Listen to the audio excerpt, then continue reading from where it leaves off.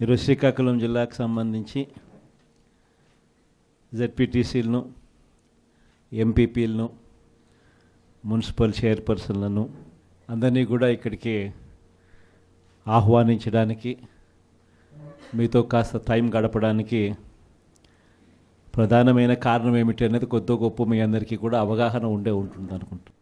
ఈ ప్రభుత్వం వచ్చి ఇప్పటికి దాదాపుగా 6 నెలలు అయిపోయింది. మామూలుగా పాలన చేస్తే ప్రజల్లో వ్యతిరేకత కొద్దో గొప్ప ఈ మేరకు ఉంటుందా, కానీ ఫస్ట్ టైం ఇలాంటి ప్రభుత్వం చూస్తూ ఉన్నాం. 6 నెలలు గడవకముందే ప్రభుత్వంలో మీద వ్యతిరేకత ఈ స్థాయి నుంచి ఇక్కడ కనిపిస్తూ ఉంది. ఈ రోజుకి కూడా మన జెడ్పీటీసీలు కానీ, మన ఎంపీటీసీలు కానీ, మన సర్పంచులు కానీ, ఎవరైనా కూడా ఏ గ్రామంలో అయినా కూడా, ఏ ఇంటికైనా కూడా గర్వంగా తలెత్తుకొని పోగలుగుతాం. కారణం ఏమిటి అని అంటే, ఎన్నికలప్పుడు మా పార్టీ ఇవన్నీ చెప్పింది, తూచా తప్పకుండా ప్రతి ఇది కూడా చేసి చూపించిన ప్రభుత్వం మాది అని చెప్పి సగర్వంగా తలెత్తుకొని చెప్పుకునే పరిస్థితి ఏ ప్రభుత్వానికైనా ఉంది అని అంటే అది ఒక వైఎస్ఆర్సీపీ ప్రభుత్వమే అని చెప్పి కూడా గర్వంగా చెప్పగలుగుతాం. నిజంగా దాని క్యాంపెయిన్ మనం ఎంత తీవ్రమైన క్యాంపెయిన్ జరిగింది అన్నది ఒకసారి గమనించినట్లయితే, ఏ ఇంటికి ఎవరు పోయినా కూడా తెలుగుదేశం వాళ్ళు, తెలుగుదేశం ఎమ్మెల్యే నుంచి, తెలుగుదేశం కుటుంబ సభ్యుల నుంచి, తెలుగుదేశం పార్టీ కార్యకర్తల దగ్గర నుంచి ఎవరు పోయినా కూడా ప్రతి ఇంటికి వాళ్ళు చెప్పిన మాట, ఇంట్లో ఎవరు కనపడినా కూడా, చిన్నపిల్లలు కనపడితే స్టార్ట్, నీకు 15,000, నీకు 15,000, నీకు 15,000, సంతోషమా? అంతకన్నా అంతకన్నా కొంచెం పెద్దోళ్ళు, తల్లులు కనిపిస్తే చాలు, అమ్మలు కనిపిస్తే చాలు, నీకు 18,000, నీకు 18,000, నీకు 18,000, సంతోషమా? అంతకన్నా ఇంకా కాస్త పెద్దోళ్ళు, ఆ అమ్మలకు సంబంధించిన పెద్దమ్మలు, వాళ్ళ అత్తగారు కనిపిస్తే చాలు, నీకు 48,000, నీకు 48,000, నీకు 48,000, సంతోషమా? 20 ఏళ్ళ పిల్లోడు ఇంట్లో నుంచి బయటకు వస్తే చాలు, నీకు 36,000, నీకు 36,000, నీకు 36,000, సంతోషమా? ఇంట్లో నుంచి రైతు కండువా వేసుకొని బయటకు వస్తే చాలు, నీకు 20,000, నీకు 20,000, నీకు 20,000, సంతోషమా అనే మాటలు ఈ రోజుకి కూడా నా దగ్గరికి మన ఎమ్మెల్యేలు కూడా నా దగ్గరికి వచ్చి చెప్పారు. చాలామంది కూడా చెప్పినారు, అన్న ఈ రకంగా చెప్తా ఉన్నారన్న, మనమేమో కుటుంబం మొత్తానికి సహాయం మనం చేస్తూ ఉంటే వీళ్ళు ఇంట్లో ఉన్న ప్రతి ఒక్కరికి కూడా మేము చేస్తాము అని చెప్పి చెప్పడం మొదలు పెడతా ఉన్నారు. ఈ అబద్ధాలకు మనం తట్టుకోలేమున్నా, మనం కూడా ఏదో ఒకటి చేయకపోతే, ఏదో ఒకటి చెప్పకపోతే ఇబ్బంది పడతామన్నా అని చెప్పి కూడా చాలామంది ఎమ్మెల్యేలు నా దగ్గర కూడా వచ్చి చెప్పారు. కానీ చెప్పినప్పటికి కూడా నేను చేయలేకపోయా. ఎందుకు చేయలేకపోయినాను అని అంటే, ఈ రోజుకి కూడా అంటారు చాలామంది ఎమ్మెల్యేలు నా దగ్గరికి వచ్చినప్పుడు కూడా, అన్న నీతో ఒక సమస్య ఉందన్న అంటారు. ఏంది ఆ సమస్య అని చెప్పి నేను అడిగితే, అన్న నీతో ప్రాబ్లం, నీలో అతి మంచితనము, అతి నిజాయితీతనం, ఈ రెండు నీతో ఉన్న సమస్యలు అన్నా అని చెప్పి కూడా అంటారు. వాస్తవమే, అతి నిజాయితీతనము, అతి మంచితనము, ఈ రెండు బహుశా నాకున్న ప్రాబ్లమ్సే కావచ్చేమో.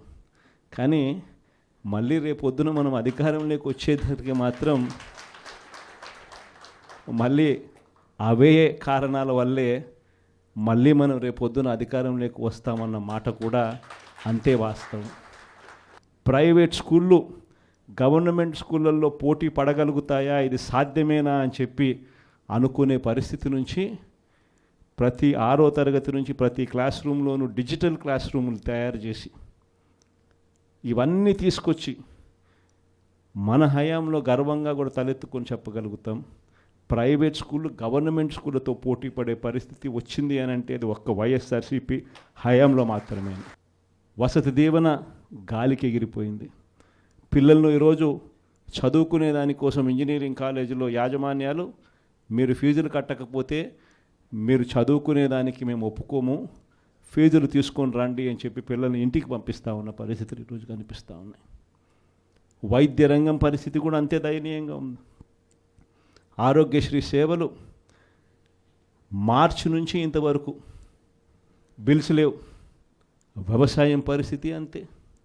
ఆర్బీకేలు స్థాపించి ఈ క్రాప్ పెట్టి ట్రాన్స్పరెంట్గా పారదర్శకంగా ఉచిత పంటల బీమా అమలు చేసి దళారీ వ్యవస్థ అనేది లేకోకుండా ఆర్బీకేల ద్వారానే పంటలు కొనుగోలు చేసి ప్రతి రైతుకు తోడుగా అండగా నిలబడే కార్యక్రమం మనం చేస్తే ఈరోజు ఏ రైతు ధాన్యం కొనుగోలులో ఏ రైతుకు కూడా కనీస మద్దతు ధర రాని పరిస్థితిలో ఈరోజు వ్యవసాయం చేస్తూ ఉన్న పరిస్థితులు ఈరోజు కనిపిస్తూ ఉన్నాయి. మళ్ళీ పథకాలు ఎలా ఉన్నాయో అని హలో అని ఫోన్ చేసి అడుగుతారంట. సరే పథకాలు ఉంటే కదా నువ్వు హలో అని చెప్తే అవతలోడు హలో అని చెప్పి మళ్ళీ చెప్పేదానికి. పథకాలు లేవు, ఫోన్ చేసి నువ్వు హలో చెప్తున్నావు. అది పరిస్థితి. ఇంత దారుణమైన పరిస్థితుల్లో ఒకవైపున ఉంటే మరోవైపున చూస్తే విచ్చలవిడిగా కరప్షన్. ఇసుక రేట్లు మనకన్నా తక్కువ రేట్లకు ఇస్తామన్నారు. ఈరోజు చూస్తే కనీసం ఆ రోజు రాష్ట్ర ప్రభుత్వానికి కనీసం ఖజానాకు డబ్బులు వచ్చేటివి. ఈరోజు రాష్ట్ర ప్రభుత్వానికి రూపాయి కూడా డబ్బు ఆదాయం రాకపోగా ఇసుక రేట్లు చూస్తే డబల్. ఈరోజు మద్యం పరిస్థితి చూస్తే గవర్నమెంట్ నడిపే మద్యం షాపులు పూర్తిగా రద్దు. ప్రతి గ్రామంలోనూ వేలం వేసి బెల్ట్ షాపులు 2 లక్షలు 3 లక్షలు అని చెప్పి వేలం వేసి మరీ బెల్ట్ షాపులు నడుపుతూ ఉన్నారు. 6 నెలలు అయిపోయింది. ఇక మనం కూడా ప్రజల తరపున నిలబడాల్సిన సమయం వచ్చింది అని చెప్పి గట్టిగా కూడా మళ్ళీ చెయ్యి కలిపి పనిచేయాలి అని చెప్పి చెప్పడానికి మళ్ళీ మిమ్మల్ని అందరినీ కూడా ఇక్కడికి రమ్మని చెప్పడం జరిగింది. నా ప్రోగ్రాం సంక్రాంతి తర్వాత నా ప్రోగ్రాములు కూడా జిల్లాల్లో స్టార్ట్ అవుతుంది. నేను కూడా సంక్రాంతి అయిపోయిన తర్వాత జనవరి 3వ వారం నుంచి జనవరి చివరిలోనో జనవరి 3వ వారం నుంచో నా ప్రోగ్రాములు కూడా జిల్లాల్లో స్టార్ట్ అవుతాయి. నేను కూడా ప్రతి జిల్లాలోనూ అక్కడే నిద్ర చేస్తా. ప్రతి బుధవారం ప్రతి గురువారం ఒక్కొక్క పార్లమెంట్లో 2 రోజులు 2 రాత్రులు అక్కడే పడుకుంటా. 3 రోజులు 3 నియోజకవర్గాలు, మరుసటి రోజు గురువారం మరో 4 నియోజకవర్గాలు కార్యకర్తలతోనే మమేకమయ్యే కార్యక్రమాలే చేస్తాం. ప్రోగ్రాం పేరు కూడా కార్యకర్తలతో జగనన్న పార్టీ బలోపేతానికి దిశ నిర్దేశం అనే ప్రోగ్రాంతోనే ఆ ప్రోగ్రాంలో కూడా అడుగులు ముందుకు వేస్తాం. ఆ ప్రోగ్రాం జనవరి 3వ వారంలో నా ప్రోగ్రాంలు స్టార్ట్ అయ్యేసరికి మీరేం చేయాలి అనే కార్యక్రమం కూడా చెప్పడానికి కూడా ఈరోజు మిమ్మల్ని అందరినీ కూడా ఇక్కడికి ఆహ్వానించడం జరిగింది.